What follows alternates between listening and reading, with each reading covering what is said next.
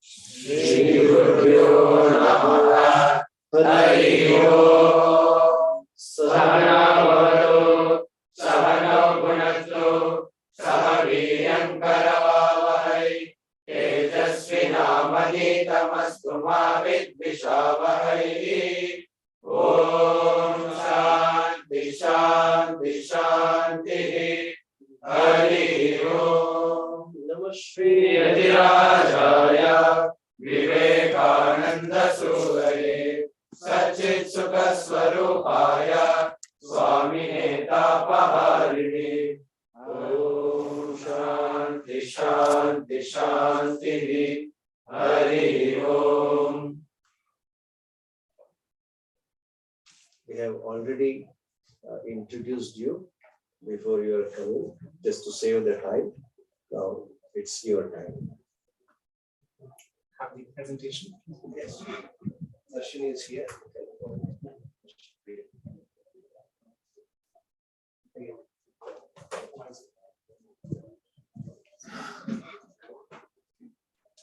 Right. So lovely to be here. I met Swamiji a few days back, and that is when I got to interacting with some of the residents of two of the members of the ashram who are staying here.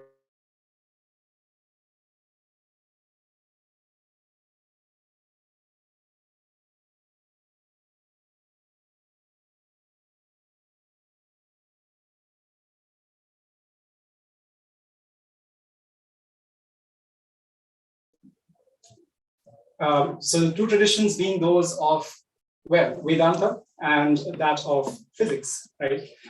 So I'm Dr. Mrittyunjoy Guha Majumdar. I'm currently a postdoc at IISc, as must have been mentioned. My area has been quantum physics. And some of you, or many of you, may have heard of the ways in which there are some interesting dimensions of physics that were found in the early 20th century. That was very different from physics as we knew it till then. Right? Physics as we see around us, right? Physics where there is a certain reality irrespective of how and when and who sees it, right? So for instance, if I were to talk about the speaker here, right, which is on this side, it has a certain dimension, it has a certain color, and regardless of I see it, you see it, anyone sees it, right? How I see it, right? It remains to be so, right? But there was a certain shift in the way in which physics was oriented in the beginning of the 20th century. Right? And that is what I will be expanding on. And when that shift happened, there were certain pioneers, right, who were supposedly influenced or were kind of very impressed with some of the ideas which were put forward by Vedantin seers with Vedantin treatises. And we will see why the commonality or the bridge, if there is any, is present, but with a word of caution, right? Whether that is really true or not is a question we're trying to address here, right? So the question that I've asked here, which is a very provocative statement, right? Were ancient Vedantin seers early quantum physicists, right? The seers who gave us the Vedantin thoughts, right? The ideas, essentially, were they kind of going into the very fabric of reality, as we say it, in the physicalist manner, in the physics dimension of sorts, right? Or were they doing something more than that, right? So that is the key question we are trying to address here. So next slide, please. Right. So firstly, starting with this, let me ask you all, what do you think this is? It's a painting. Okay. Anybody else? Is this man-made or is this natural? Okay. And how did they make it? What do you think was the physical system? What did they do here? Microscopic level of atomic. Okay, that's one answer. Okay. Anybody else? Actually, let me give you a hint. Something similar to this. Sorry. Good. Right. So he got it. Yes. So this is not exactly oil. This is soap film. Actually, it's a specialized experiment. But the same thing you see on the ground when oil is spilled. Right. When you see oil spills, right, there is something called iridescence of light. Right. So oil slicks have iridescence of light. This is another form of that, a more specialized form of that. And it'll be of interest to you that back in the 17th century itself, Robert Hooke kind of tried to see something similar and study it in the feather of a peacock, right? And try to see why that that color comes out, right? And it was very interesting. What he did was he put the peacock feather in water. It was brought back, it kind of regained it, right? So there were some studies based on that. The reason I put this here is because one of the primary things as I went forward in my journey of physics or science as a child, as a youth as well, were certain stark kind of phenomena and things around me, which really struck me as interesting, fascinating even, right? And the reason I'm highlighting this is because this is exactly the way in which both scientists, the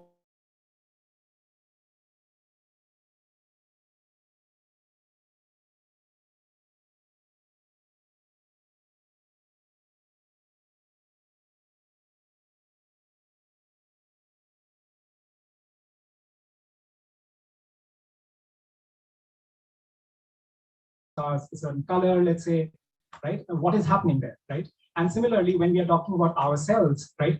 Emotions, circumstances, events, right? Life, realities of life, right? These are things which you're naturally curious about, right? Why is it happening in this way, right? So this is what I want you to kind of begin with as I start this kind of discussion, is that there is basically an exploration of truth at a very personalized level, right? That is the fundamental crux and kernel of science as well as spirituality, right, in a certain way. And that is why I will just highlight this point. I mean, it will come forward as well, that spirituality in the Indic and Indian context was never contradictory to science, right? It was never contradictory to science. At a certain level, it was probably complementary.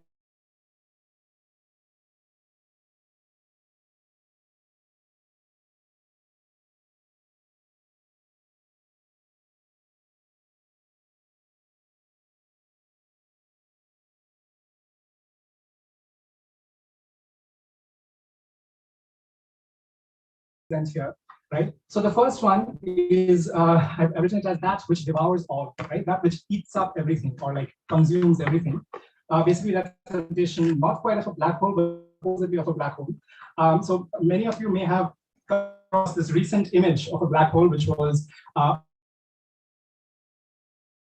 90, right? And the Event Horizon Telescope kind of got that.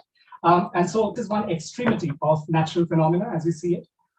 Then we have something here where it says something very counterintuitive again. When twins no longer have the same age, right? When twins no longer have the same age, right? How can that be, right? Well, I mean, they're not exactly the same age anyway. Some minutes or seconds, some moments of difference. But here I'm talking about a significant difference between the two, right? And this is again another extremity of nature, right? There is a thing which is in relativity. Some of you may have come across relativity, right? Where they talk about the twin paradox. Right? So if I take one twin, right, and put him on a space shuttle and send him off somewhere, right, and they go off fairly significant distance, right, and they turn back and come back to the world, the age of the two twins will not be the same, will be slightly different. There'll be a slight time kind of, difference between that, right? So this is something which is again very counterintuitive, right? This one I'll be addressing at greater length, right, which is to do with what is known as the Schrdingers cat. I was told by Darshan that you guys have been trying to discuss about quantum mechanics and so on. The idea being that, well, something that's not quite the right wording for it, but in the popular science world, it's said to be something that can be both dead and alive at the same time, right? Both dead and alive at the same time. How can that be, right? You can either be living or you can be dead, right? You can't be the two of both of them together. So again, very counterintuitive, very strange, but this is how the physics world, certain concepts and constructs of physics world are, right? And so now all of these things, right, there often is a certain dichotomy, a certain difference of what we see around us, right? And what at a greater lens or looking at it in greater detail as to the reality as such, right? So now the question is that what is reality, right? I mean, reality. I mean, well, this question is reality or is reality? Well, this question is reality real or is reality illusion? These are things which because these are things which our intuition or our common experience how can this not attest to these? Right? Something how can this be the case? Right? Something must be off. I will take it even further now in the next few slides, and show to you. I will take it even further now in the next few slides. And so there were some fundamental shifts that happened. But I just want to give you a feeler of how, well, counterintuitive and strange the world of physics and the universe can be as of sorts. Right. Next slide, please. Right. So now, I was mentioning in the beginning that there were certain explorations of truth, right? And there was certain expression of truth on two levels, right? The two levels being because we are the individual, without is outside, right? Exterior and within, right? So now, you know, these three definitive kind of stages of human evolution. The first one is that of 300,000 BC, actually 300,000 years ago, right? And that is when apparently the first evidence of fire building was found, right? I mean, the extent or what is existing today. As per that, in Israel, there is a certain, let me just be correct in this, Kesem cave, right, which is in Israel. And there is an archaeological site where they have found a hearth, right, a place where you build fire and cook, basically, right? So this is one of the first evidences of hearth, regularized way in which man used fire, essentially, right? So earlier also they used to have it. They used to replenish it with fuel or other things, wood and all. This was when they started having. Then they have, sorry. Yeah. So then there is 2100 BCE roughly, where there is a certain place in Israel, again, very active place of sorts, right, which is Ohalo 2, right, where you have around, well, 11,000 years before regularized agriculture came to other parts of the world, you can find certain kind of small scale agriculture happening, right? And then in 4000 BC, you obviously have the wheel, right? Now in all of this, right, when I talk about explorations without, right, what is actually happening? Right? We're trying to extend the boundaries of what we are or what we're capable of, right? And it is coming from a certain exploration of the things around us or how we can manipulate and utilize the elements that we have accessible to us, right? So for instance, it's fire, it's, you know, crops, and then the wheel, right? Next slide, please. Right, and concurrently, or well, not concurrently, because this is not exactly 300,000 years back, but around, well, 70,000 BCE, this is something that has been found in Nagamiland, Botswana, right? This is a very interesting kind of rock art, which where they found the first elements of rituals, right? Rituals as it was back in Africa.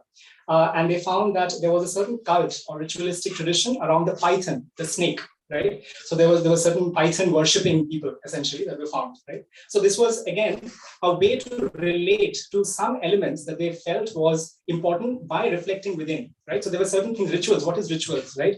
You relate to some elements which you formulate as a way to understand yourself in a certain manner of speaking, right? Then there is a Pestelaz, which is in France, right? Here you see this is from a burial site in Pestelaz, where there are some engravings. You can see there are some marks on that, you know, bone-like structure, right? And those are one of the first evidences of, you know, these engravings, deliberate engravings, to kind of make them pass into what they thought was the afterlife, right? So where does afterlife come in? Afterlife comes in because of mortality, right? So the idea of mortality, that somebody is living, somebody is thriving, one fine day, and the next day they are not, right? So there needs to be a certain continuity of sorts, and that is where the whole idea came forth. Although there is a spiritual dimension to it, which I'm not touching upon right now, right? And then there is a Stonehenge, right, which is obviously you all may have looked at, and that also had a certain element to it. There was a burial element, ritualistic element to it as well, right? So these were all elements which kind of came out of explorations within potentially, and also the Indic side I'll be explaining in a bit.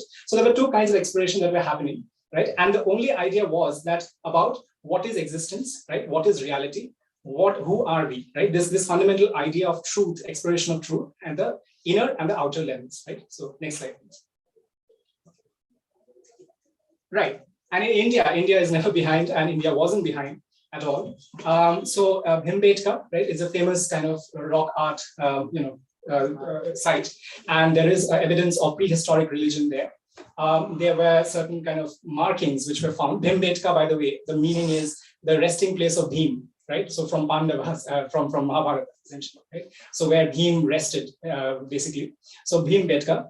And then something which is of interest to you, and I'm going to touch upon this point more soon, is the idea of the development of geometric theories for Vedic rituals.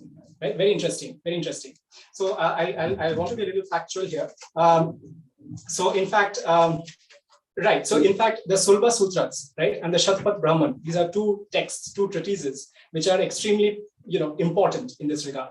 They talk about the dimensions of places of worship and rituals, for instance, right?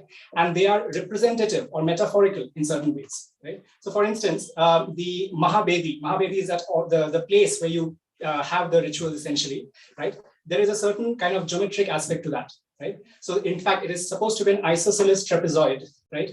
Which has bases 24 and 30 and a width of 36 units, right? Very precise, no ambiguity on that front, right? And there were certain fire altars which were there with around 21 around the earth altar, 78 around the space altar, and 261 around the sky altar, right? So obviously there was a metaphorical level of understanding why those numbers were there, but there was a very clear-cut geometric dimension to it. And the reason is actually very fundamental, right? And physics, modern physics and maths is kind of giving us that, right? The whole idea that at the end of the day, physics and the world, the universe, is actually geometric. It's a very fascinating idea, right? The world is composed of a number of what we call mathematical groups, right? I won't go into too much detail on that, right? Mathematical groups are what? These are higher dimensional representations or groups of constructs, right? Like geometric constructs of sorts, right? So at a very fundamental level, the universe is that, right? So the idea is that back in the day when they were trying to do this development of the geometric idea, it was to represent a bigger reality in a smaller scale, right? In a representation of that essentially. And it's very fascinating that this was happening around 8th to 6th century BCE. So again, I go back to the point, right? The inner and the outer, right? There was no dichotomy. There was no division. It was a very accessible, personalized kind of way of exploring this dimension of sorts, right? Please go ahead. Right. Now, there's a very famous sutra, the one that fascinates me the most in the Rig Veda, right? The Nasadya Sutta, right? And the reason I have put the Nasadya Sutta here is because it gives us the extent or the height of Indic thought back then, right? How profound was their formulation of the universe, right? And mainly, I would like you to kind of focus on the last 4 verses, right? Whence all creation had its origin, the creator, whether he fashioned it or whether he did not, the creator who surveys it all from the highest heaven, he knows, or maybe even he does not, right? Now, it's not that they didn't have an idea about what they're talking about, right? It's not that they just took up paper and one fine day they was just like, started writing something and then they thought that, well, we don't know what we're talking about, right?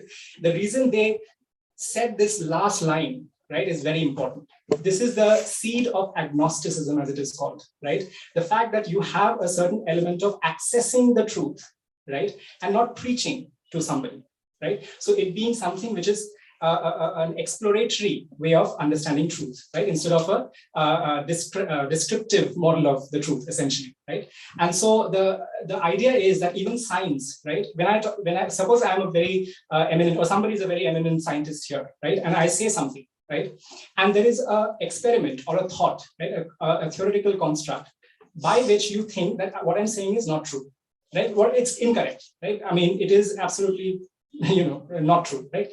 You can, right, stand up and tell me you're wrong, right? Now, this is something which is very important, right? Truth is as it is, right? And my saying it or your saying it is something which is should not like make it pathar ka lakir, as we call it in Hindi, right? The idea is that you seek the truth, right? You explore for the truth, right?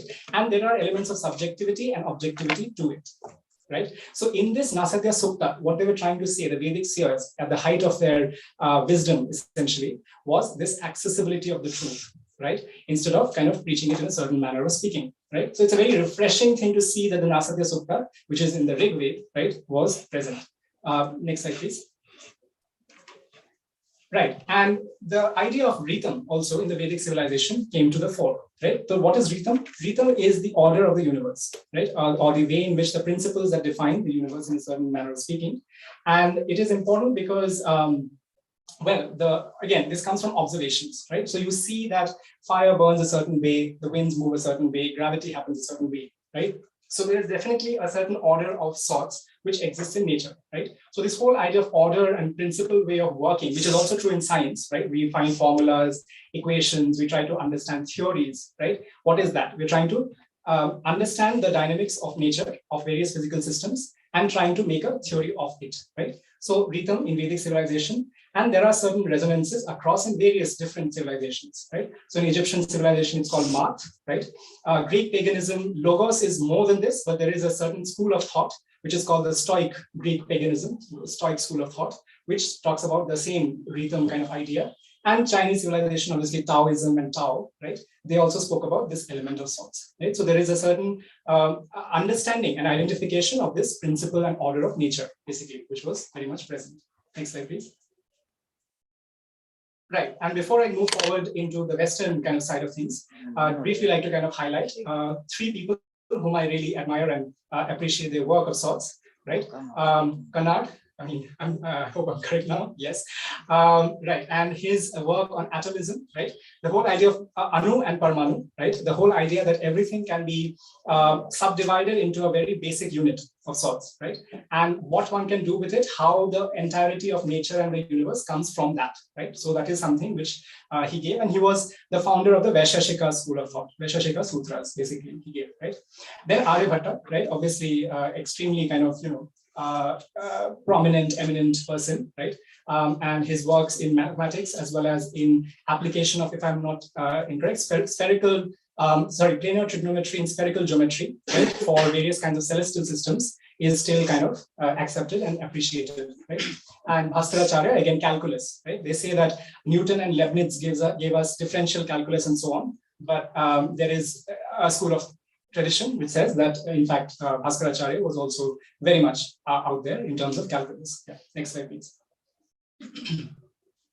Right, and now briefly like to kind of highlight this verse, right? I wouldn't go into too many verses, don't worry. This verse I feel is the center of Hinduism, right? I feel this is the central thesis of the Dharmic ideation of the universe, right? And the reason is because what it is doing, it is, okay, so which Upanishad, anybody, if people are into Upanishads, do you have an idea which Upanishad this could be from? It's a very, very eminent, famous shloka. Nantah pragyam na vahi pragyam, nabhatya pragyam. This is the shortest Upanishad, or one of the, I'm pretty sure it's the shortest.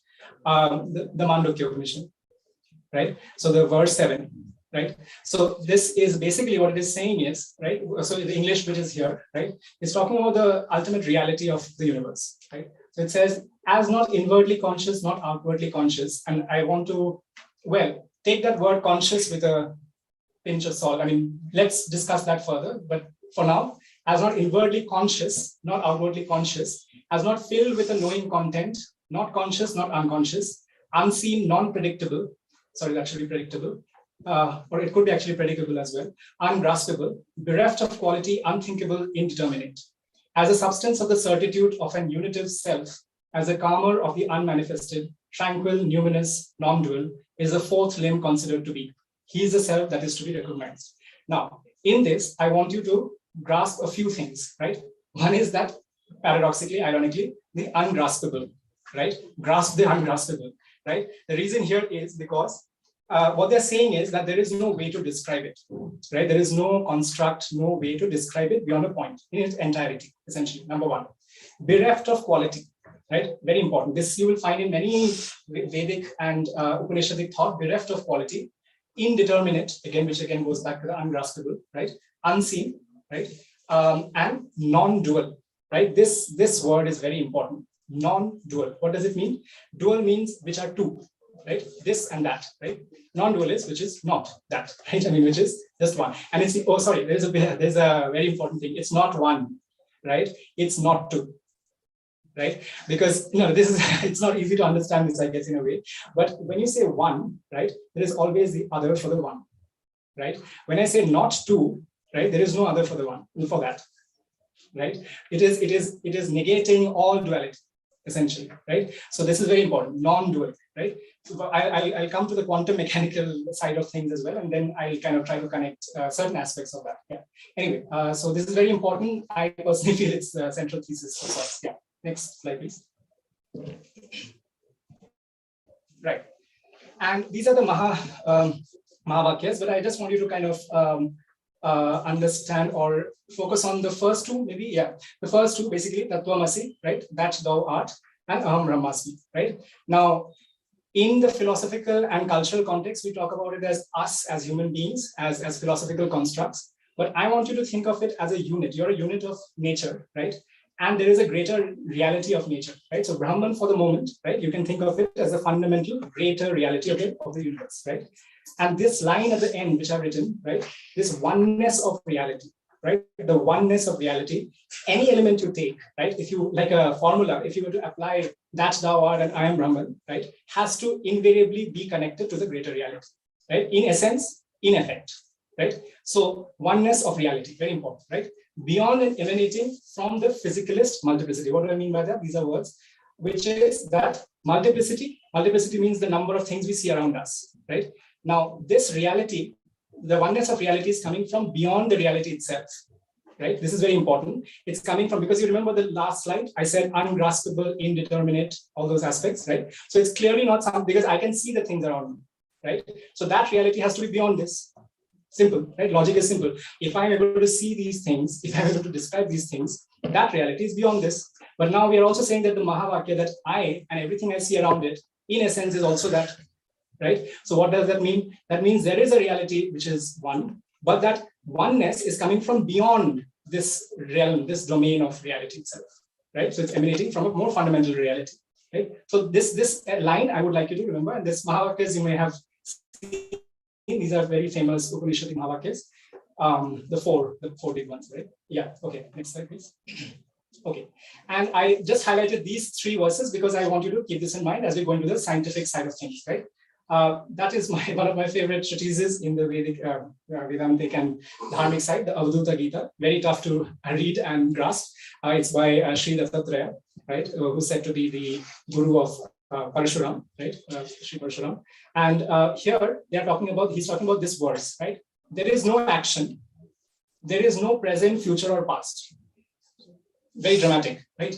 There is no action, there is no present, future, or past, right? Which has been performed or enjoyed by me. This I know without any doubt, right? So he's not only saying that I'm conjecturing this and maybe thinking about this, because, well, he was a realized, this comes from a very kind of certain different, stature of sorts. But he's talking about this, very interesting, right? So some of you may have read recently, there is an article which you can go back and read. It says that there is no time. There's no time, right? Time is an illusion, right? This is not from Avadhuta, and it's not from Dattatreya. This is from physics and mathematicians of today's age, right? So there is no time, right? Time is a construct, it is emergent, right? There is something more fundamental from which it comes, right? So very interesting. I mean, I don't want to bridge it yet, but I just want you to keep it in mind, right?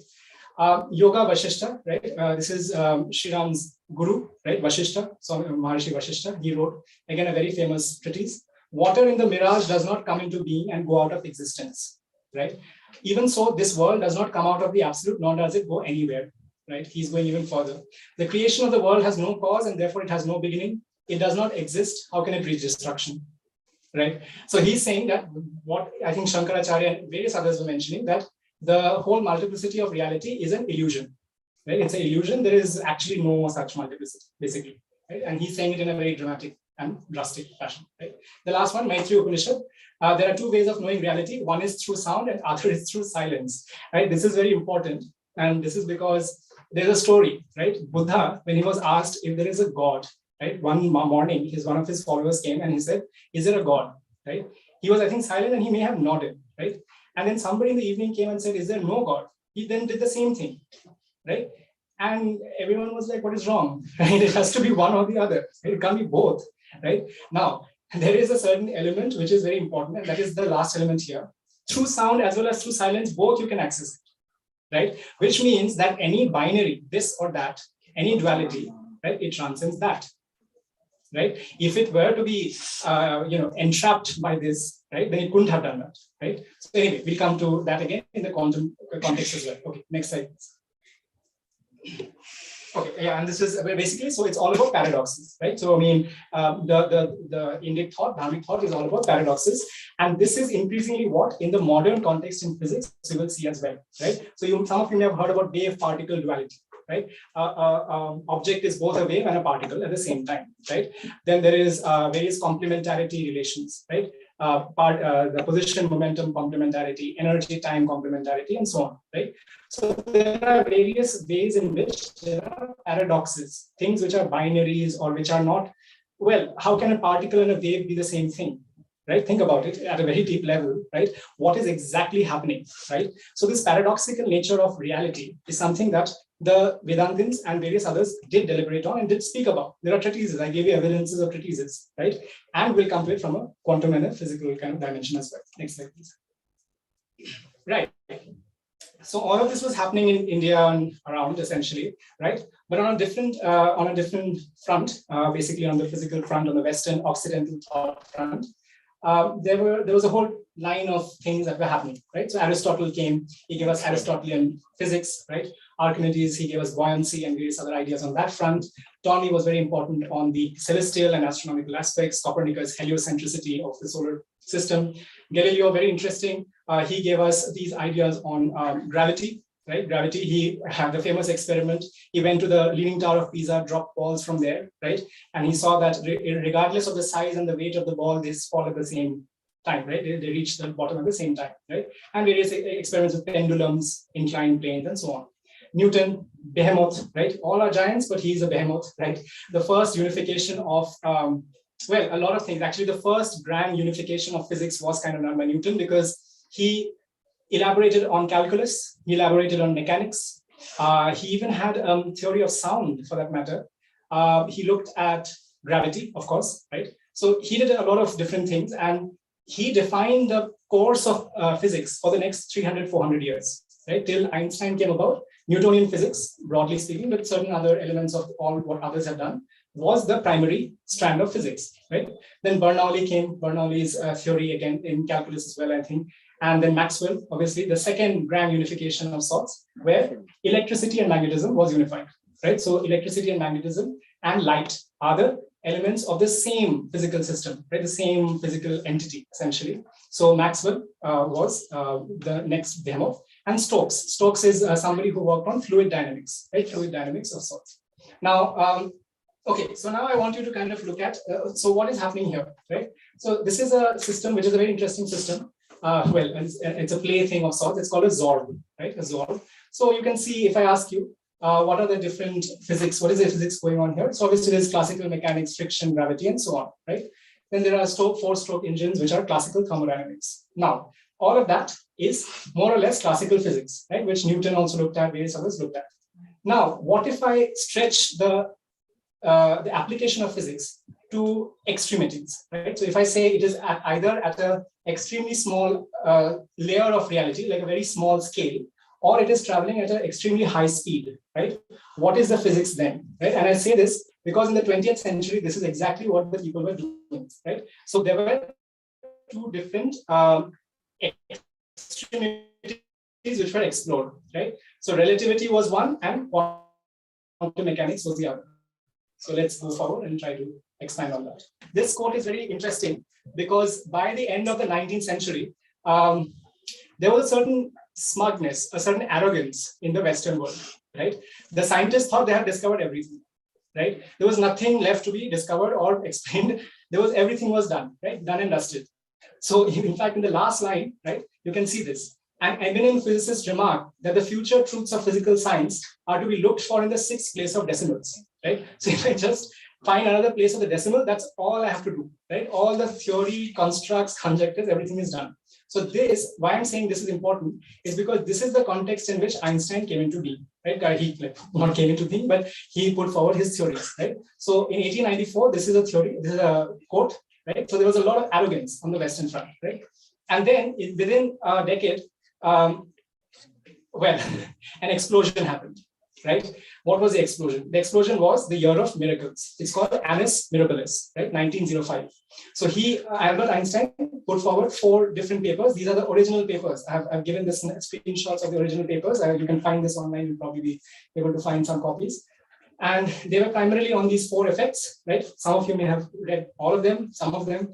Photoelectric effect, right? Photoelectric effect, special relativity, Brownian motion. This is the least known of the 4, I presume. Not many have heard of this. And mass energy equivalence, right? Mass and energy are the same thing. They're equivalent, right? E is equal to mc squared, right? The famous equation of Einstein, right? So 1905, he gives this theory. 1894, he's talking about having discovered everything, right? So I just want you to understand that there are these phases of smugness that comes into being, right? And one should be very careful about them. Anyway, next slide, please. Right. And so what was happening just before that? I'm just giving a little bit of background before I go into full-on quantum mechanics, right? So light, when it comes to light, right? In the 17th and 18th century, okay, if I were to ask you all, right? Some of you have read about light and so on. What is light? What is light? Is it a, let me not even define anything. What is light? Any of you? It's a form of energy. Okay. But like, could you elaborate a little more? Something, anything. No pressure there. Just any aspect of it. Electron, yeah. True, very technically correct. But I'm asking more in terms of the form of the radiation or the energy, right? So the idea was that it's a wave. It is a wavy nature. There is a wavy nature, right? So Hooke, Huygens, Euler, 17th, 18th century, they're all about this aspect. They did a lot of definitive experiments and they found this, right? And Thomas Young, very famous. Some of you may have gone through the double slit interference experiment. Okay, yeah. So this is known, right? Double slit experiment. And then there is cathode rays. Cathode rays was by J.J. Thomson Moore, actually. I had the privilege of being able to see that equipment back in Cambridge. It's still there. And very, very kind of path-breaking, because back then there were very few apparatuses and equipments available. He kind of made a mark there. And then there is also the idea of black body radiation, right? So now, sorry, yeah, some question. Okay. So now the law of thermal radiation, right? Why is this important? Why is light and thermal radiation important? Because there is a certain way in which the physics that was there till then was not able to explain some experiments, right? So for instance, a black body, right, as the name suggests, is an entity which is entirely black, right? And what it has is that its emissivity, right, which is the tendency to emit light or to accept light, is the maximum. Right? It's the best, right? So that's the standard bearer, that's the reference point, right? Now, there are some ways in which the theory till then, right, could not explain the fact, this thing that the Kirchhoff's law of thermal radiation gives, right? And there was this thing called ultraviolet catastrophe, right? The energy had to shoot up in a certain way in a certain experiment. It was not explicable as to what you were seeing and what the theory was giving you, right? So there was a certain difference between the two, right? So next slide, please. And so Ludwig Boltzmann, right? He was one of the first people who said that instead of thinking of it as a continuity, as a wave, right? It could be discrete. It could be specific. There's a certain distinct, discrete levels of energy, right? And thereafter, Max Planck, one of the big ones, 1900, right? He says that the energy of the oscillators in a black body is quantized. Now, I'll just highlight. I'm not sure how many of you understand all of it. So the idea is that in the black body, there are some oscillators, right? Oscillators. And these oscillators have, they have discrete energy levels, right? And there's a specific way they release energy, right? And the energy of these oscillators is quantized. That's what he said, right? And he was trying to explain the difference of the experimental finding and the theory, right? He was trying to give another theory to explain the experiment, right? The only difference between Einstein and him was that he was talking about the oscillators. Einstein said that light itself is discretized, right? Light itself comes in packets of energy, right? This is not a continuous wave, packets of energy, right? So, so that is very important, right? Now, before I go forward, I just wanted to show you this picture. This is, maybe some of you are aware of it. It's called the Solvay Conference, right? 1927. It's the coming together of some of the greatest minds of that age. I don't think there has been such a meeting ever again. So you can see everybody from Debye to Dirac to Einstein, Lorentz, Curie, Bragg, Heisenberg, Pauli, Schrödinger, Born, Bohr, Brillouin, Ehrenfurst, all of them, right? The big ones. Everybody who was of any significance back then was all here in this picture, basically, right? So just to kind of show you an interesting coming together of minds. Yeah, let's go forward. Right, and so okay, so not only were the problem of this discretization present, right? There was also a fundamental another aspect which Albert Einstein was also struggling with, right? In fact, till the end of his days, actually. I'll tell you what he was struggling with. He was struggling with entanglement rather, but he speaks about this quote, right? Let me just read this quote to you.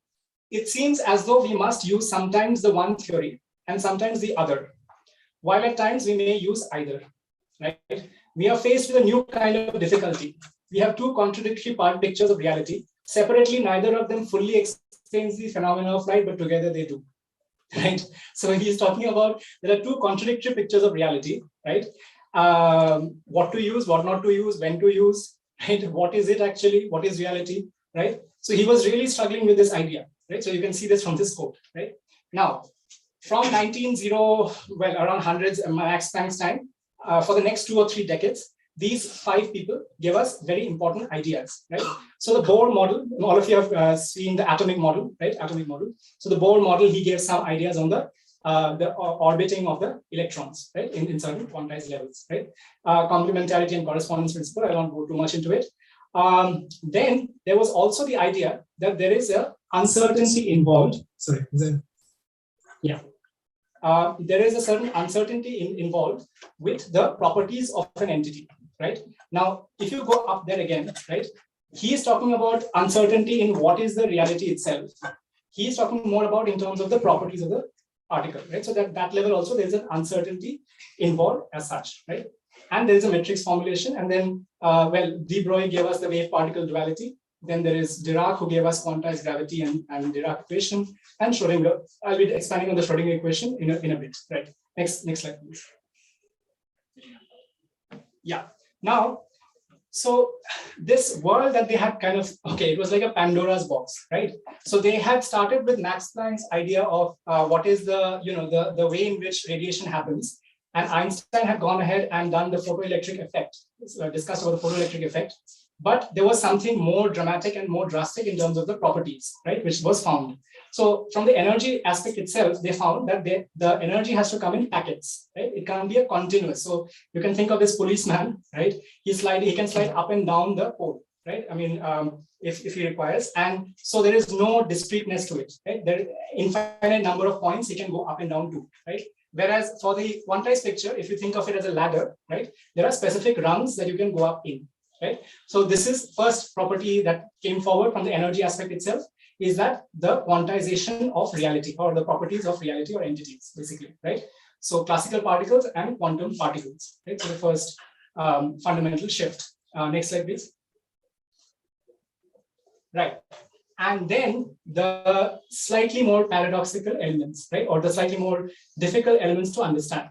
So the first one is superposition, right? So if you see around you, right? If I talk about this wall here next to you, right? I wouldn't say that it's a superposition of the black and the blue and the green and the red and the green, right? I wouldn't say gray plus black plus blue plus green. It doesn't make any sense, right? It's gray, right? So the whole idea of superposition of particles, or properties of particles rather, is something which comes from actually wave aspect of things, right? You can have superposition of waves, for instance, but also from a fundamental shift in the way we perceive of the properties and the way they develop and evolve as well, right? So that is where the whole idea of the Schrodinger's cat comes in, right? I'll not expand too much on what the Schrodinger's cat is beyond a point. It is very simple. It is basically a room, right? You have a cat, right? You have a radiation source, right? And with a certain probability, the radiation source can get released or not, right? If it gets released, the cat dies. If it does not get released, the cat lives, right? I go out of the room, I leave the system as it is, right? From outside, if I ask you, is the cat alive or dead? What will you say? You will say it is either dead or alive with some probability. But here they're talking about actually neither of them is correct, because, well, it is correct to a certain margin of error, a certain kind of probabilistic element, right? The most correct aspect of it would be that the thing released and he died, plus the thing did not release and he lived, right? Technically, right? So there is a certain element of that, and that's where this superposition, the cat being alive and the cat being dead, right, with its normalization constants, is being shown here, right? So it's an interesting idea of sorts, which again came from the quantum aspect of things, right? And lastly, decoherence. I'll not explain too much on that. So decoherence is basically when the quantum system, right, correlates with the classical world around us, right? So the quantum system has some properties. The classical world is what we see around us, right? So there are certain ways in which the quantum system relates with the world around us, right? And the way it does is that it starts to develop correlations between its properties and the world's properties, right? In the process, it tends to lose its quantum properties. It tends to become classical in certain ways, right? So that is a very important aspect. But the most important aspect, actually, and which I want you to focus on, is the idea of reality, right? The idea of reality. If I'm saying that the superposition principle is valid, right? And if I'm saying that there are some other aspects which are, as I was discussing about, are valid, what is reality, right? If I were to talk about, let's say, the color of that, I was doing the color example, what is the color actually, right? If I ask you that, what will you say, right? Is it that my observation, right, is defining the reality, right? Because if I were to look at it as gray, is that making it gray, or has it always been gray, or what is it, right? So this element of what is reality, right? What is objectivity, objective reality, is a very important concept, right? A fundamental concept. The other is that of non-locality, right? And I will go a little bit into non-locality now. What it means is that, what is locality? What is local? Let me ask you, what is local? What is local? Something which is around you, right? Something spatially close to you. Non-locality would mean something not spatially close to you, right?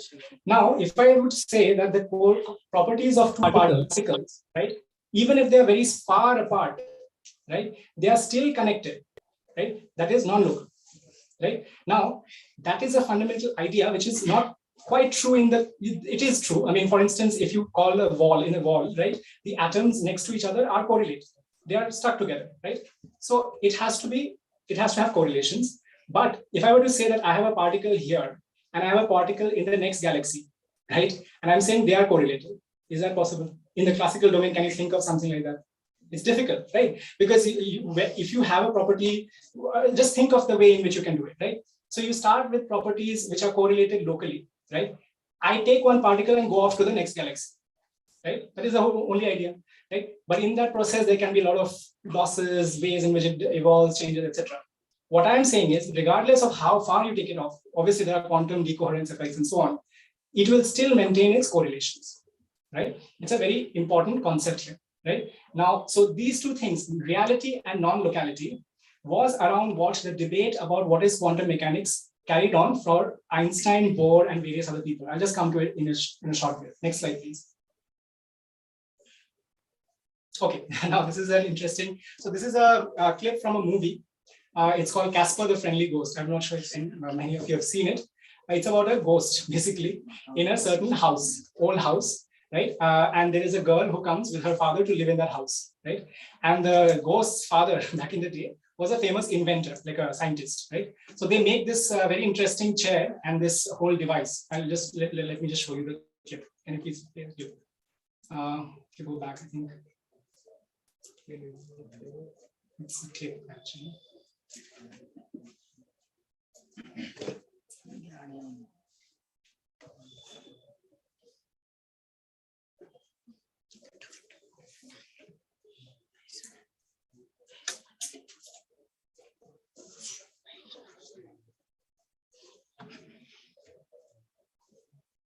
Yeah.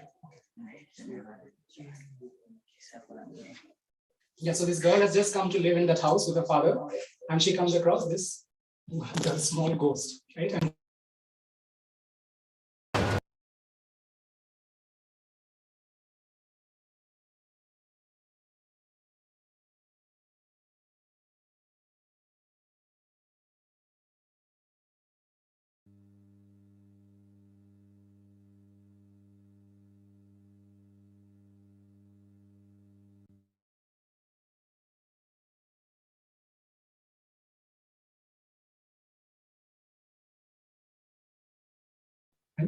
I'll just change the premise a little bit, right?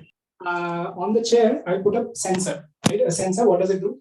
It determines whether the operation has been done well or not, right? So if it is done fine, if it is done satisfactory, it will be done very good, right? So it will have some mode, right? Some setting, which will tell us that, right? Based on what the operation has been like, it will go in one of three different tracks. I'm changing the premise a little bit. One of three different tracks, right? Or three or more different tracks. Now, think of all of the laws of quantum mechanics in terms of that, right? Very simple. Now, the thing is, why did I give two different premises? What have I done? Only two main things, time evolution, right? And this sensor-based kind of picture, right? Because in quantum mechanics, there are two fundamental elements only, right? Mainly, right? Evolution, which is continuous, right? The track was continuous, the person was moving continuously, and something which is slightly discontinuous, which is abrupt, which is based on what the measurement, think of that as a gate operation, right? What was happening, the brushing and everything, right? Based on how that measurement happens, what happens in that measurement, right? The further evolution is defined by that, right? Two elements, evolution, measurement, simple, right? Now let's go ahead with all these ideas, right? So these are the laws of quantum mechanics, right? So there is something which is called the psi bracket notation. Think of it as a representation of that chair, right? The chair or whatever the person is, right? It's a representation of the chair, right? The operator is that gate where the brushing and everything was happening. So some measurement was happening there, right? And it was defining the further evolution based on that, right? Now, the eigenvalues, right? Eigenvalues are what? These are the 2 or 3 different possible measurement results that could have happened, right? So the brushing could have been good, bad, satisfactory, right? So these are the eigenvalues, right? And then the probability of the eigenvalue, right? If, let's say, I have a very balanced experiment, right? 33% of the time it could be good, bad, satisfactory, right? If I make the comb very good, right, then most probably it will be doing a good job, right? So in the same way, the probability, right? The probability is defined based on what kind of experiment, how you're doing it, and so on, right? State vector collapse, what does it mean? Basically, based on the measurement that you have done, right? If it is a good measurement, the track that it takes, right? That is a collapse. What happens is it takes up one of the measurement results and further moves along in that kind of an evolution, right? So that is the state vector collapse. Based on the measurement, the state it assumes and carries forward, right? So that is a state vector collapse. And Schrodinger's equation is basically, think of the track, right? And the time evolution. What is the fundamental equation or the theory which defines it? So it's just a mathematical theory. So you can see a d of dt. Those of you who are familiar with mathematics and calculus, I'm sure most of you are. That is how the time evolution is happening, right? The differential of that representation with respect to time. So just think of it as a time evolution operator there, right? In a certain form, right? You have to go into the mathematics of it further. But for now, just based on that particular analogy, I've tried to explain these postulates, right? Now there is so that is a hydrogen wave function, right? When you think about the atoms and the electrons, right? In the classical picture, you have circular things, right? Orbits. In this picture, it's fuzzy. There is no definite trajectory. There is only a cloud. Think of it as a cloud, right? A fuzzy cloud. So you can see here, I've called it quantum fuzziness, right? So this electron can be somewhere in that fuzzy cloud, but I can only define a certain probability of finding it in a certain place, right? But there is no definite movement trajectory, right? That is a fundamental difference, right? So in that classical case, there is a certain trajectory. In the quantum case, there isn't, right? There is an idea of quantum tunneling also, which is very simple. So I just these two are things which you won't find in the classical world, but in the quantum world, right? In this picture, for instance, you can see there is a hill, right? A ball is coming up, going up the hill, going down, right? The ball can never go through the hill. Simple, right? If I make that hill very high, it will not even go up the hill. It will not go on the other side. But in the quantum domain, and there's a whole mathematical reason for that, it can actually tunnel through the hill. Right? It's a very counterintuitive idea because it is in terms of a wave, right? So the wave thing can spread, it spreads, right? So it can spread regardless of if there's an obstacle or not. So it's a little more complicated than that, but I just wanted to kind of give you a flavor of how the quantum world is very different from the classical world as such, and then give you a bit of an idea of the postulates of quantum mechanics. Right? Next slide, please. Okay, I'll just quickly, this is like a game, right? Okay, I mean, it's a little complicated, but it's like a game. So there are 4 schools of quantum mechanics or interpretations of quantum mechanics, right? So just like a game, if you start from the beginning, right? Ask the question, does quantum theory describe an objective reality which is independent of the observer or not, right? So if I see something, right, and you see something, regardless of who sees, is there an objective reality or not, right? So if it is a yes, right, then it is a realist theory, right? If it is a no, it is an anti-realist theory. Right? So let's go down further, right? So if it is a yes, realist theory, then we say that wave function, that way of representing, does that constitute a reality or it's just a mathematical idea, right? That is the next question, right? Again, yes, no, right? If it is yes, there is something real about the wave function representation. Is it on its own or with something else, right? That's the next question, right? So then you go forward and somebody will say that, yes, it is its own reality. It is a reality by itself. Others, there is this thing called pilot waves. It is something which guides the reality, right? With other things, it's a reality, not by itself, right? So there are two schools of thought that comes from there, two famous scientists, David Bohm, right? David Bohm talks about implicate order, right? The order of nature. And he says that wave functions are like pilot waves, waves that carry particles along, right? And there is Hugh Everett who talks about wave functions being their own reality, right? On the other front, when I said no, right, wave functions do not constitute their own reality, then there's Einstein's theory, Einstein's idea, right, which says that it's just a probabilistic understanding. It's a mathematical construct, more or less, right? It's something deeper is present, right? And it's just giving an idea about that deeper reality, right? So in fact, Einstein, for the longest time, he was fighting over this idea that something hidden variable, he called it, right? There is something hidden in the universe. We don't have access to it. But if we had access to it, it would be completely deterministic, like classical, right? But because we don't have access to it, it is probabilistic. It becomes probability based, right? So that was his idea. It's called the hidden variable theories, right? So he gives that. On the other front, completely, if quantum theory is not independent of the observer, that is what Niels Bohr gave us, right? Saying that the wave function describes the quantum world because it accords with the observation. So there's a certain way in which observation and the wave function are intricately linked in a certain way, right? Niels Bohr, Einstein, Bohm, and Everett. These are the four major theories of quantum mechanics, right? So just give you a feel of it. So it's like a game, right? You just go through it and you get to the four theories of quantum mechanics. Yeah, go ahead. Okay, I wouldn't focus too much on this because I want to go to the next bit as well. Let me just check the time once. Okay, 7:16. Okay. Let me just quickly go through this as quickly as possible. So quantum entanglement is related to the non-locality principle, right? The idea that connections of the properties remain even if they are spatially separated, they're non-local, right? Let's go ahead and see how that happens. So Einstein, right? So Einstein, for the longest time, with these two people, Podolsky and Rosen, right? EPR and Schrödinger, talked about the spooky nature of reality, right? The spookiness in reality, basically saying that how can something be connected in this fashion, right? When it is spatially separated in this manner in which it does, right? And so this idea of entanglement was actually put forward by Schrödinger. This is the word, the German word, Verstrangen, right? And basically what this entanglement is what? Entanglement is saying that if you have, let's say, okay, very simply, let me just try to put it. So if there are 2 or 3 balls, right, and I bring them together, they still remain the addition of these 3 balls, 3 or 4 balls, right? But what if I were to say that the balls merge, right? Balls merge or they become they take a different form together, right? They melt into each other, let's say, right? Then I cannot talk about the addition of these balls. There is something more than that has happened, right? The forms are not exactly the addition of these balls, right? Similarly, if there is a global state of a system, right, which cannot be written as a product of the individual subsystems, right, that is entanglement. Simple, right? It is correlated in a certain way such that the separability of these states no longer remains. We cannot speak about it as separable subsystems as such anymore, right? So this is the feature that they were talking about, and Einstein, well, in his typical fashion, was not very amused with it, although he seems amused here. Okay, next slide, please.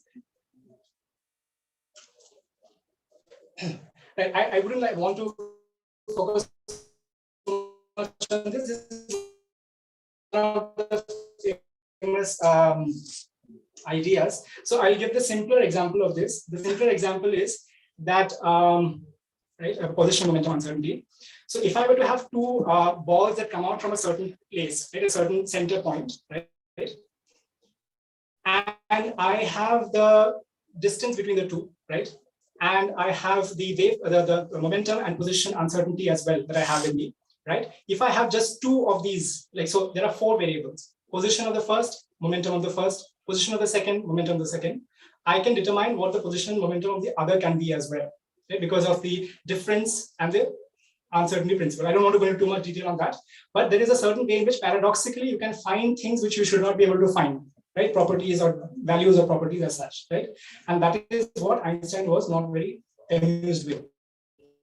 Let's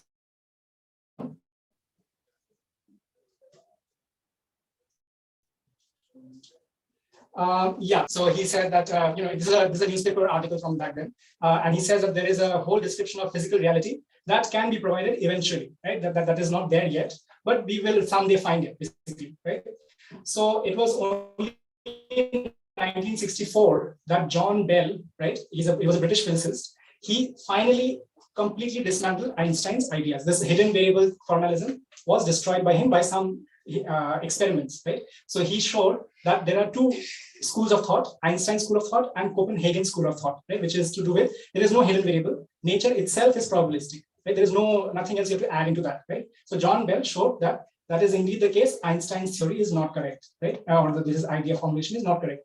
And there are three elements which are very important, even in day-to-day life, right? Reality, locality, free will, right? What is reality? What is locality? What is local? And if you have a free will, when you're doing an experiment, you should have your free will of what you want to do, right? It should not be defined by what the other person is doing, right? So these three ideas were very important. And when Bell was doing his experiment, I won't go into too much into that. Let's go to the next slide. So this is one of the inequalities which comes into the picture, CHSH. Those of you who are interested, I can share the relevant details about it. And that kind of proves that the classical and the quantum, right? So you see that if Einstein's theory was correct, the red line should have been followed.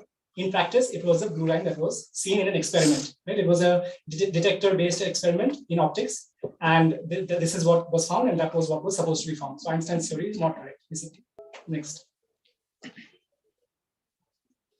Okay, and so there were various other people who gave us, so this is a way of representing, so you can see the interconnectedness of various things, right? They're all entangled. There are different dots, right? These are all particles. They're connected with each other in a very intricate manner in a certain fashion, right? So this is a particular state, a particular quantum state, which is entangled. I just wanted to show you that, right? And this is another kind of such state. Next slide.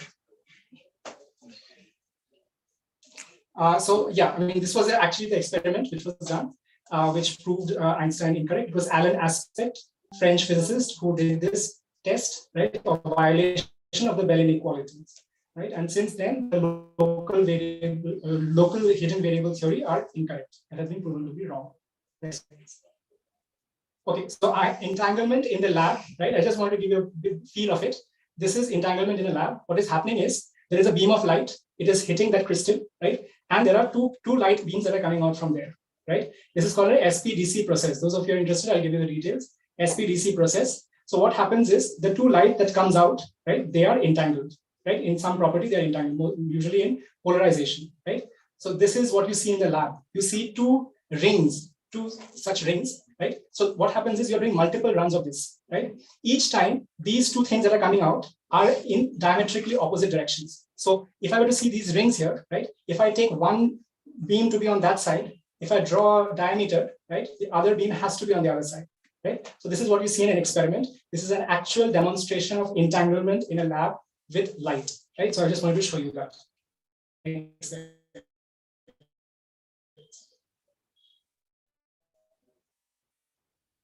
Okay, I don't want to kind of go too much into this. These are some of the ways in this aspect. There are some distance measures and some mathematical constructs which can be helpful for defining what is entanglement and how to describe it. Yeah. Next slide, please.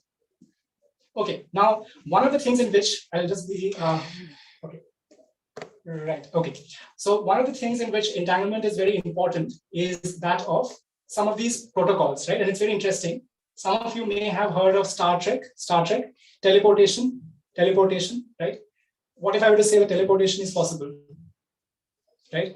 Quantum mechanics makes it possible, right? With the caveat that it is not teleporting one entity to another place.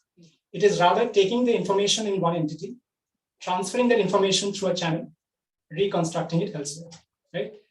Absolutely same state, right? But not quite the original state, essentially, right? So this is a scheme of doing it, right? Those of you are interested again with light, right? There are things called Bell state measurements you can do. And then you can recreate this state here on the left-hand bottom corner, right? On the top right-hand corner, you can see there, right? So there are some measurements you do. and some transformations, mathematical transform, or rather experimental transformations, and that gives you the state on the other side, right? So there are various things you can do with it. Nowadays, quantum computing, you have heard, many of you, IBM, Microsoft, they're all doing quantum computing, right? Cryptography, right? Super dense coding. These are all because of entanglement, more or less, right? So this is the central resource which gives you all these capabilities. Yeah, next slide, please. And so you can manipulate entanglement, you can broadcast entanglement, you can control and distribute entanglement, right? You can also make multiple states within one state with entanglement. So there are very complicated ways in which you can manipulate entanglement as such. Just to give you a feel, again, I'll forward this to those who are interested. There are many papers and works which you can look at. Next slide, please. Okay, because of dearth of time, Swamiji, how much time should I? I have a few slides, not many, so about 15 minutes. Yeah. Then I can probably show this animation. If you can click on the.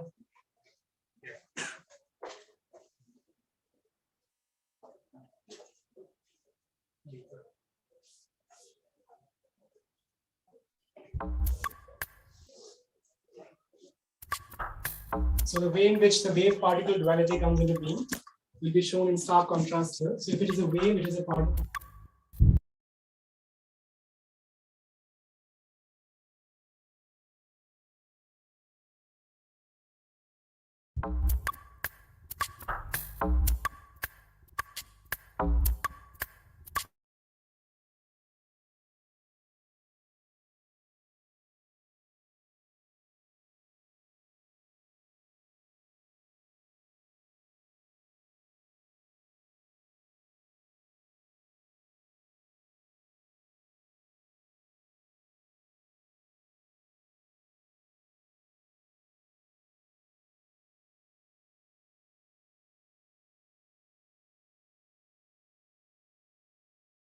Right, right, like a fringe pattern, as you call it.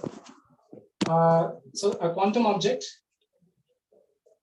it's a wave, but as soon as you measure it, it collapses to 1 point. So let's say 1 point, right? Again, you will observe it 1 point. But when you do multiple runs of this, it will recreate the fringe pattern, right? Very interesting. It is a particle, right? But it has a wave-like element in terms of the statistical average. So you can see the fringe-like thing has come, but it is only on the ensemble runs of it, right? Multiple runs of it. Now, if I were to put an observer in one of the slits in front, it becomes a particle right there, right? It becomes a particle right there. As soon as you bring an observer, it becomes a particle. It collapses. I was talking about the collapse of the wave function, and it becomes only one, right? One or the other. So it stops being the wave-like character, completely goes here, right? But the third one was what is interesting. It is a particle, but the bigger run, see here it is random because I've introduced an observer there, right?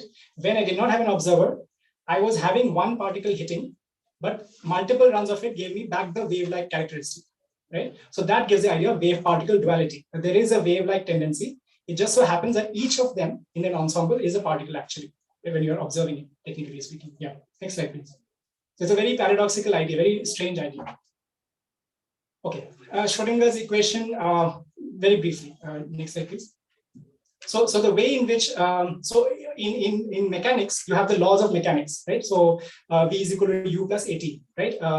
And for distant displacement and so on, right? So there are some equations, right? Governing equations. In quantum mechanics, it's almost like a black box, right? You have a certain equation called the Schrodinger's equation, right? Which depends on the potential, basically, and the time evolution. I showed you in that slide, right? And you just pass it through it, right? And you get a certain evolution of the particle, right? The key point here is that this Schrodinger's equation gives us only the evolution, not the measurement aspect, right? Measurement is a discontinuity, as I showed you in that clip, right? So anyway, please go ahead. So that is the equation, those of you are interested. So this is actually, it's nothing but an energy conservation equation, right? So the left-hand side first term is a kinetic energy, right? Second term, potential energy, right? Last term, complete total energy, right? So that's all it says, right? That delta square is actually h cross square by 2n delta square is p square by 2n, basically, right? And V and that E, right? So this is energy conservation. This is the governing central equation for a quantum particle's evolution, right? So there are some properties, linearity. Linearity is that if you add two particles, they add up in a linear fashion, right? They don't have nonlinear terms. Unitarity, I don't want to go into too much into that. And also there is a probability-based aspect of it, which is important as well, right? And if you just, that is also actually a video. So the complex plot of a wave function, it will go around, it will turn and move forward, basically. It's okay, it's okay. Basically that form kind of rotates and moves forward. The wave functions elements, right? They move forward in a certain fashion, right? That's all I wanted to show you. Okay, next slide, please. Okay, now coming back, right? So I've shared two elements, two aspects. One is the spiritual aspect and one is the quantum aspect. Now, firstly, before we discuss about what others have said, did you find resonances between the two? I'll be more specific, right? Interconnectedness, right? Non-locality, right? What is reality, right? Reality, whether it is even there or not, and it is actually dependent on your observation of it, right? Then about the way in which superposition happens, right? Non-linearity on that front as well. So there are some elements which, if you look back on the treatises that I discussed at the very beginning, right? Elements in that, properties in that, which have strange resonances with what we have learned in quantum mechanics now, right? Or at least seen some flavor of it, right? But there's a caveat, and I'll come to it, right? Please go ahead, next slide. Okay, so there are some famous scientists, these are all famous scientists, right? And they all were there in the very beginning of quantum mechanics, at that early phase, right? And let's see what they're saying, right? They're speaking about, so Max Planck talked about consciousness, right? He was talking about consciousness. And he, well, made very dramatic statements. He said consciousness is fundamental, matter is derivative of consciousness, right? Everything we talk about, everything postulates consciousness, right? Now, the first question that should come to your mind, right? Unless you are, just blindly listening or accepting whatever he's saying, what is consciousness, right? That is the first question that should come to your mind, right? Is consciousness what we say is biological consciousness?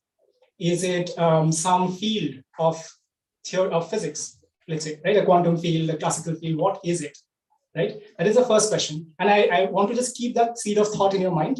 I don't want to address it right now, but just keep that seed of thought in mind, right? Then there is Eugene Wigner, right? There are two kinds of reality. Again, he talks about existence of consciousness and reality of existence of everything else, right? Again, consciousness, right? Now, then there is Eddington, very famous. No one can deny mind is first. Most things in our experience are next. I want just briefly to connect this to the idea of observers, right? You remember in that simulation that I was running, as soon as I added an observer at any point in the experiment, it changed the entire experiment, right? Earlier, when I did multiple runs, there was a wave-like nature to it. As soon as I added the observer, it became a random kind of distribution. Very strange, right? There has to be one reality, right? If a quantum particle is particle, then randomness is fine. But when I didn't have an observer, it was showing a wave-like nature, right? So reality itself seems to be dependent on observer being there or not, right? Very strange. Consciousness, your observation, right? Okay. Consciousness is never experienced in the plural, only in the singular. Very interesting idea. Schrodinger said this. Just mind you, Schrodinger, the Schrodinger equation person, right? And so, question of what role consciousness plays is very important. Again, back to the observer effect, right? Next slide, please. Now, the two of the biggest persons, right, Schrodinger and Bohr, right? So Schrodinger was moved by the Upanishads. This is a documented fact, right? And this is something you can read about at length, right? He discussed with everyone he met about how to incorporate Vedantic thought. In fact, his tombstone, this is, I have to kind of, I think this is very much true. Multiple sources have seen this. So all being is one, is and one and only being, and that it continues to be when someone dies. This tells you that he did not cease to be, right? Very interesting. That moved, that influenced by it was he, right? Niels Bohr said, I go to the Upanishads to ask questions. Right? Niels Bohr, the famous physicist. So did Vedanta form a certain influence on the formulation of quantum mechanics, right? Natural question, right? But one must be careful in that, right? And I'm coming to why that should be so. Next slide, please. Right, so before I come to that bit, Schrodinger also, even though he was so influenced, he did say, take it with a pinch of salt, right? Take it with a pinch of salt. So he said, I do believe that this is precisely the point where our present way of thinking does need to be amended, perhaps a bit of blood transfusion from the Eastern thought, right? That will not be easy. We must be beware of blunders. Blood transfusion always needs great precaution to prevent clotting. We do not wish to lose the logical precision that our scientific thought has reached, and that is unparalleled anywhere at any epoch, right? So he's saying there are resonances, appreciate it, understand it, but with a pinch of salt, right? Because the way we have come to these ideas on scientific front has nothing to do with the philosophical aspect beyond a point. There's a sequence. I showed you the exact trajectory in which things happen, experiments happen, and what was going on, right? But there are resonances. Now let's go forward. Okay, and now this is where a simple argument, and an important argument at that. The consciousness or the fundamental reality, right, in Vedanta is said to be beyond physicalism, right? That is the first idea, right? And I'll come to another thing called quantum vacuum. Many of you may have heard of quantum vacuum. There is a void, right? Everything comes out of the void as soon as you put some energy into it, right? That's the quantum void. Even that is not Brahman. And I'll tell you why. Because in Advaita Vedanta, when we talk about the substratum of this universe, right, which is even finer than energy, right? We call it Brahma Chaitanya, right? Brahma Chaitanya, right? That is beyond physicalism. That is beyond qualification. That is beyond description even, right? That is what it is spoken of. The very nature of the substratum is Satchidananda. Now that also can be what is Chit, what is Sat, what is Ananda. There's a philosophical, there is a physicalist, there's a spiritual understanding of that as well, right? Everything we see around us is due to the cosmic superposition of the unreal and the real by the agency of Maya. Now, many people, many popular scientists have mentioned that Maya could be something like, the energy, the pranic side, the energy aspect of it, and the Purusha or the Brahman is the wave function aspect of it, right? The wave function we're talking about, right? Now, even that has a certain caveat again, because wave function you can describe, right? There are certain characteristics of it. There are certain emergent and certain kind of existent aspects of it, right? So there is something more fundamental, right? Now, next slide, please. Right. So now, this is a very important thought, right? Saying that the Vedantin seers who wrote and deliberated on the Upanishads knew quantum physics is not just incorrect, it is also underselling the Upanishads. And I'm being very blunt here. And the reason is very simple, right? The reason is that when we talk about space-time and causality, right? Space-time, cause-effect, right? You read any of the treatises, Upanishads, and so on, they talk about that being emergent from the fundamental layer. It's emergent. Space-time comes from that, right? In the Sankhyan philosophy, we talk about Purusha Prakriti, right? Purusha Prakriti, Moola Prakriti, right? Purusha has a discontinuous jump to Moola Prakriti gives rise to everything else, right? So physics and science, right? Because we are doing experiments are done in space-time with cause and effect, right? This is the emergent layer. There is something much more fundamental, right? With tools in the emergent layer, you cannot explore the fundamental. It's just inconsistent logically speaking, right? You are at a certain layer, you're going to go below that. You don't have the tools for it. You just have the tools for the higher level up there, right? So it is not possible, right? So there's a fundamental bound to that, right? And that's a very subtle point which must be appreciated if you want to be consistent with the Upanishads, right? If you want to make all kinds of popular science ideas and popular fiction ideas, no one is stopping anyone from doing that, right? So the Upanishads highlight that space-time and causality emerge from Brahman, right? Therefore, experiments in physics that rely on these three elements, space, time, and causality, would invariably never be able to explore or study Brahman. It may be able to see signs or derivative properties or resonances, maybe, right? But even there, you cannot be absolutely certain about it. That is a different dimension altogether, right? That is why the exploration of Brahman is always said to be intuitive, always, right? Vedic seers, Upanishadic thought, everywhere, intuitive, right? So we must be careful of connecting spirituality and science without qualification or thought, right? Because one of the biggest failures in science was the non-ability to detect ether. You may have all heard ether, Akashic energy, Akash, right? In the Western construct also, there was this idea of ether. Ether is this universal medium, which is everywhere in the universe, right? And it is the fifth element in Aristotle's thought, right? Earth, fire, water, sky. No, earth, fire, water, the wind, and Akash, ether, right? So these were the 4 elements he mentioned, others also. Till 20th century, we're talking about ether, right? So I'll just give a few slides about how that was an absolutely bogus idea, right? And one should be very careful about that. Next slide, please. Because ether in the Western construct was taken in that way. That is the wrong point. That is what I'm trying to highlight here, right? So Galileo, right, he was one of the first people who said that everything in nature, right, has the principles of science or the principles of physics are same for everyone, right? Regardless of if you're moving, if you're stationary, everything. That's called the principle of relativity, right? The laws of physics, mechanics, there is no privileged observer, basically, right? Maxwell, right, he spoke about ether as well, by the way, right? He spoke about optical and electrical phenomena through ether, right?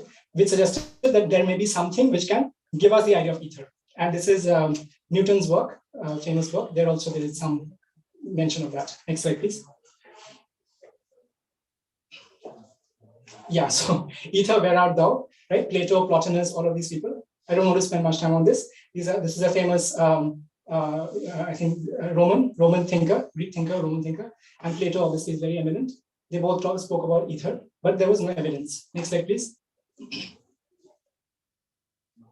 Right, just quickly, these are some experiments, right, which were done in the 19th and 18th and 19th century, or the 19th and 20th century, which was trying to see ether. In the first experiment, they were trying to see if light, when it moves through water, does it have any shift in its properties, right? That is what it is trying to do there, right? Here it is saying that if it goes through a crystal, does it change? Because ether is supposed to drag things along with it, right? So if it is dragging things along with it, the material itself should change, right? Does that affect the light as well? And so on, right? None of this found ether, right?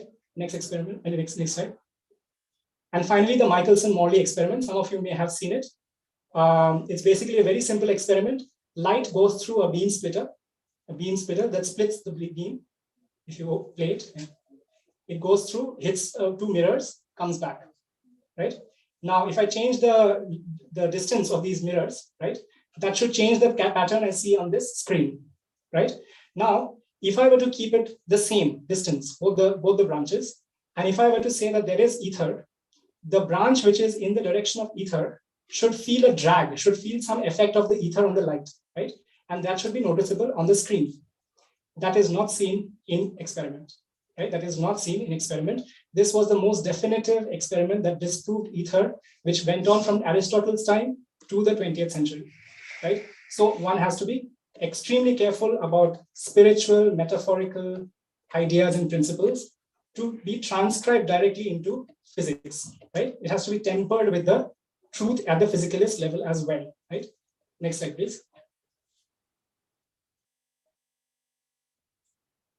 Yeah, and the final bit here, right? So quantum theory I was talking about, when you bring in relativity and quantum theory, right, there is something called as quantum field theory, right? Quantum field theory. And there is something called the quantum vacuum, right? What is it? As the name suggests, it's vacuum, right?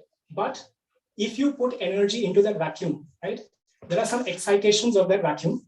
Those excitations are the particles associated with that quantum vacuum, right? So it's almost like it seems to be empty, right? But with enough energy content, particles will pop out, right? And if you may have heard about particle, antiparticle, right?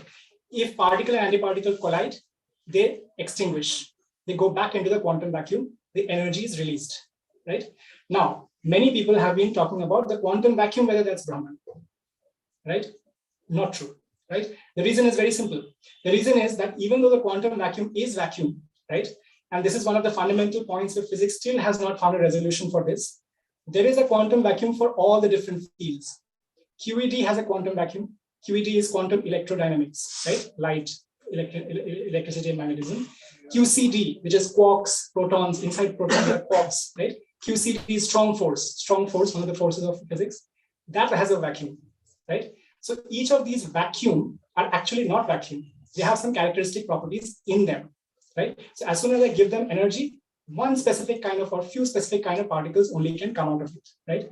Which means that also cannot be Brahman, because Brahman is unqualified, without characteristics, without any aspects to it, right? So there is something more fundamental than that, right? Quantum vacuum still is one level above or few levels above. We haven't got there yet, right? LHC still is working at 125 GeV, right? The Large Hadron Collider, right? Nowhere close to even the next Higgs boson.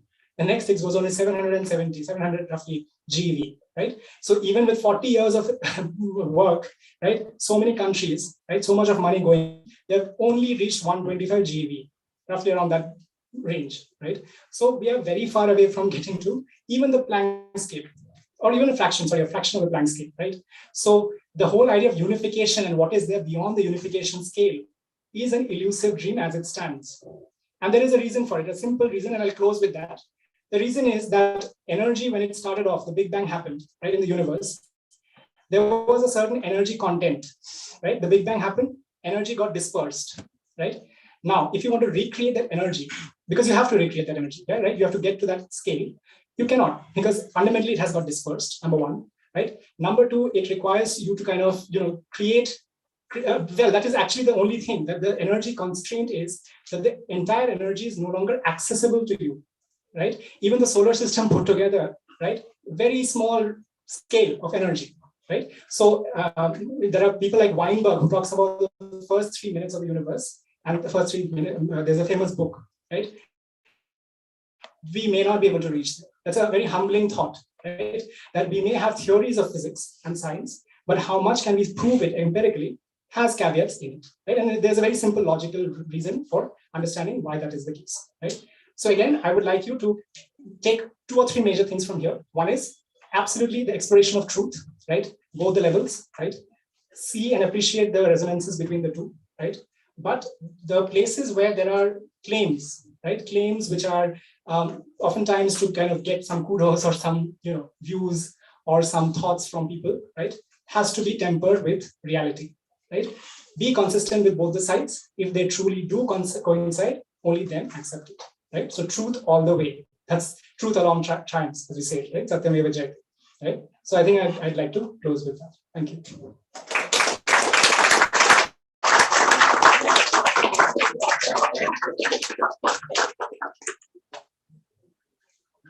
Any questions?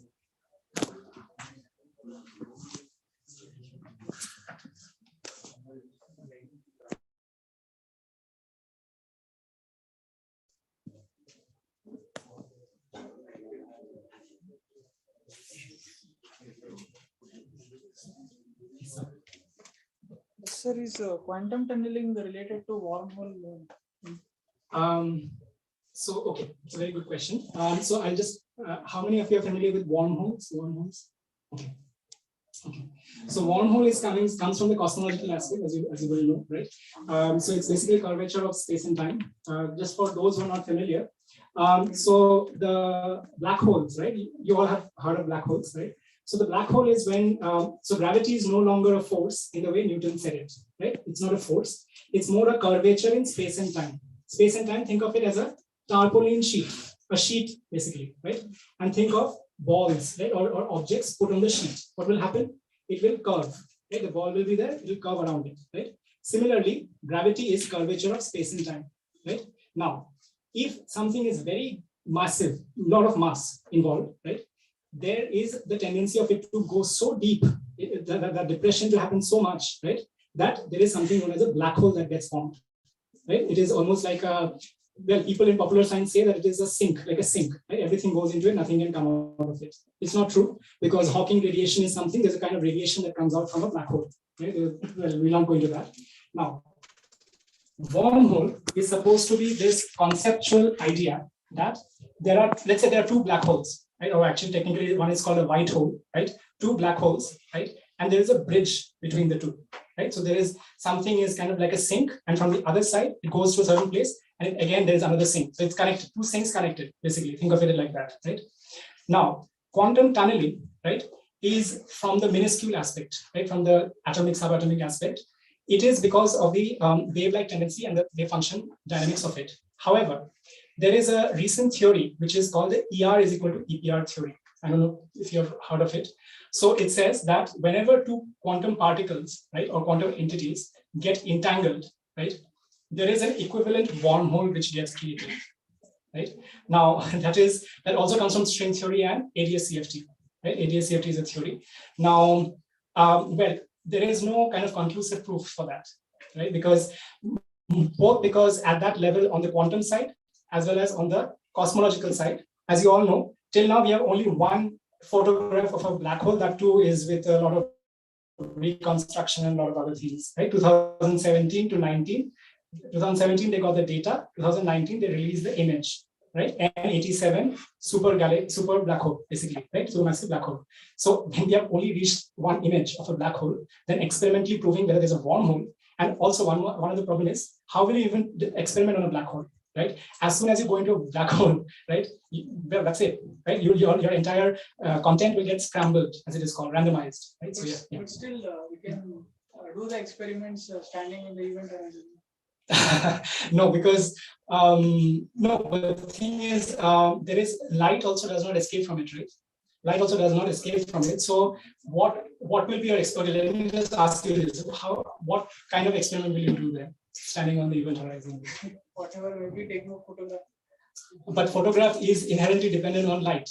But still, there is a jet of light that goes. No, that's a common misconception. So when you talk about Hawking radiation, right, and what is emitted, that is randomized light, randomized information, right? So when you take in something, right, it gets scrambled, it gets destroyed, it gets randomized, right? That is emitted at a certain frequency after a certain period of time, right? So it is not the same thing that went in, or even the things that are there, right? It's a fairly randomized kind of emission of sorts, right? So what can you even recreate with something which is that randomized, right? Because, and if something is a sink, right, you will not be able to see anything in there, right? See, think of it as like this. Think of it as a abyss, right? A complete dark abyss, right? What do you even see from there, right? You can't see the other side, right? If hypothetically it's there, right? Even the one which is just inside, right? That bit also you cannot, what can you speak about it, right? If you look at the photograph that has been taken, you can only see, what can you see? You can only see a disk of black, right? With some swirling light around it, right? That's all you have to be able to see, right? So yeah, I mean, there are only limited things you can do, right? And also, if you were to be able to do it, the quantum aspect of it, how can you cover that, right? Because, okay, I'm not sure whether you've read about ADS-CFT. ADS-CFT, no, okay. So, okay, just a little bit of tidbit. ADS-CFT is a theory which was given by Malvicina, there's a physicist. He said that there is gravity, right? Think of it as a bowl, right? A bowl. The rim of the bowl, right? If I take a quantum theory on the rim of the bowl, and I take a gravitational theory in the bulk of the bowl, there is an equivalence between what is happening on the rim at the quantum level and what is happening in the bulk in the gravitation level, right? Now, this is an equivalence which is still a conjecture. It's not conjecture, it's a theoretical construct of sorts, right? So people talk about how you can make space-time out of entanglement. It's a very interesting idea, right? A Japanese physicist, I think, has mentioned about it. But these are still at the theoretical level, right? Till date, there is no such kind of, evidence to that, right? Beyond a point, it's a theoretical construct. So yeah, I mean, you can have experiments on both sides, whether it bridges, whether it does not. And even the experiments, I'm not sure whether you'll be able to do it. So yeah, there's some constraints. I mean, that is the unfortunate thing. Even, I mean, Hawking didn't get a Nobel Prize, right? I mean, one of the reasons was because the picture came after him, and there is no way, certain things can be seen. So in Nobel Prize is only got when you prove what you have said, right? Higgs also, Higgs gave the theory in 1964. He got it in 2010, after 11, 12, 13, something there, right?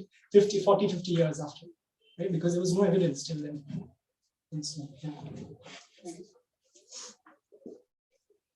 yeah. Any other question? Yeah. So, in that nice, we studied that article.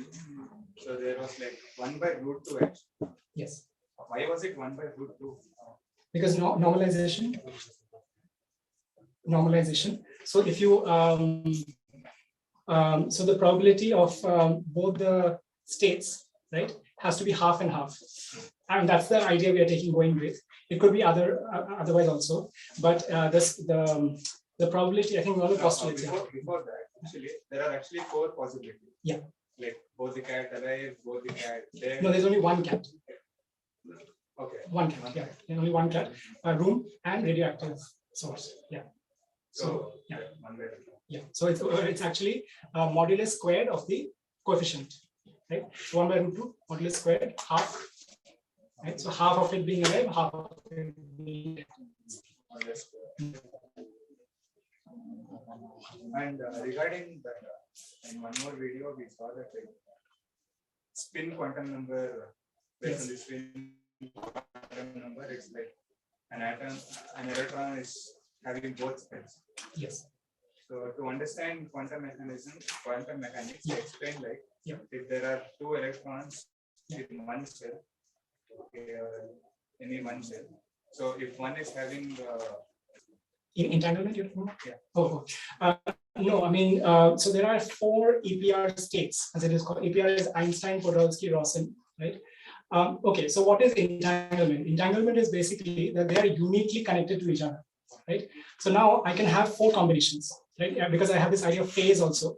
So if I say up, up, plus down, down, right? Up, up is first state, up, second state, up. So they're unique. If I see the first one is up, the other one will be up. Other one down, other one down.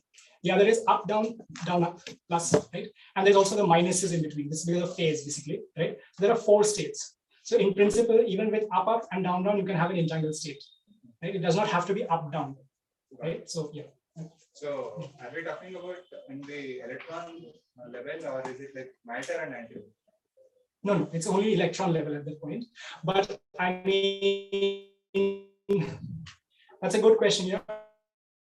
Okay, so if you talk about particle and antiparticle, this is theory that at the event horizon, right, at the black hole level. Like this entanglement, are we talking about like between two electrons? At the moment for this bit, it's only for a certain particles basically, 2 particles basically. Okay, it's not about particle, antiparticle. But I mean, you can think about that. I mean, I invite you to think about that.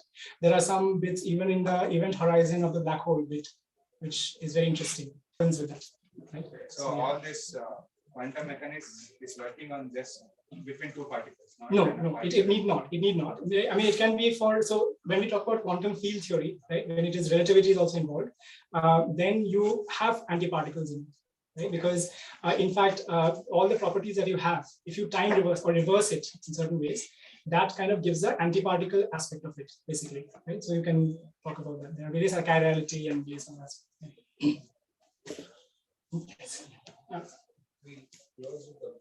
Okay.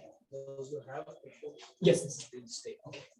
Or even, I mean, I can give the email if they have detailed questions or something. At some point, I can. Right. Okay. Sure. Because that moment when it comes to ಯಾರಿಗೆ ಆಸಕ್ತಿ ಇದೆ ಅವರು ಯಾರಿಗೆ ಅರ್ಥ ಆಗಿದೆ ಅಥವಾ ಅರ್ಥ ಆಗಿದೆ ಸಾಕು ಅಂತ ಅನಿಸಿದೆ ಮುಂದಿನ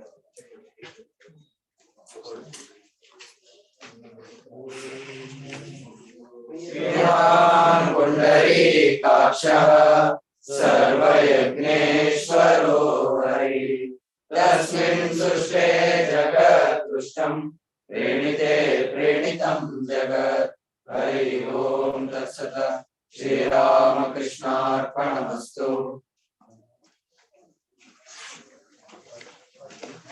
Thank you.